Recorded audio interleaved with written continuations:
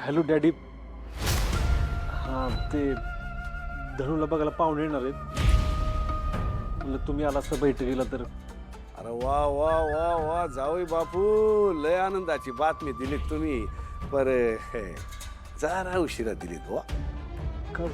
काय झालं डॅडी? नाही झालं काय नाही, पण ही आनंदाची बातमी दुसऱ्याकडनं कळली आम्हाला. तुमच्याकडनं कळली असते तर बरं वाटलं असतं. आता तुम्ही आम्हाला परक समजायला लागले हे ठीक आहे. डॅडी हो काय बोलताय तुम्ही? या जन्मात तरी शक्य आहे का हो? तुम्हाला माहिती ना मी कुठल्या टेन्शनमधनं जातोय. या सगळ्याच्या नादात तुम्हाला फोन करायचं विसरून गेलो, बाकी काय नाही. तुम्ही तरी राग धरू नका हो. अहो जावई बापू, आम्ही तुमच्यावर रागवायचं ठरवलं ना तरी बी रागवू शकत नाही. एवढं प्रेम आहे आमचं, एवढा जीव आहे तुमच्यावर आमचा. पर कसं आहे, आता आम्ही बैठकीला येऊ शकत नाही हो. आम्ही मंत्रालयात निघालो होतो. होय का?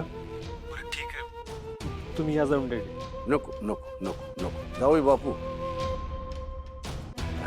आम्हाला नाही हो तुमचं मन मोडवत. आज तुमच्यापेक्षा महत्वाचं आम्हाला कोणी आहे का? येतो येतो आम्ही येतो. खरंच होय डॅडी, म्हणूनच मी तुम्हाला देव मानतो बघा. डॅडी या देवाकडे अजून एक विनंती करू का? नाही म्हणजे तो ज्याला पण तुम्ही घेऊन आला असता तर.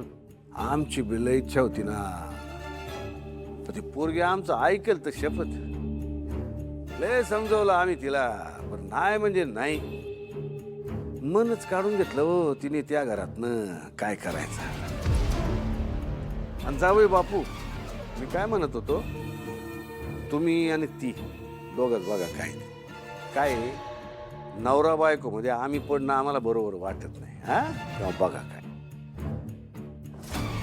बरं ठीक आहे, होईल काहीतरी. तुम्ही तरी या डॅडी, मी वाट बघतो तुमची. हां हा हा येतो. ठेवू का? हां.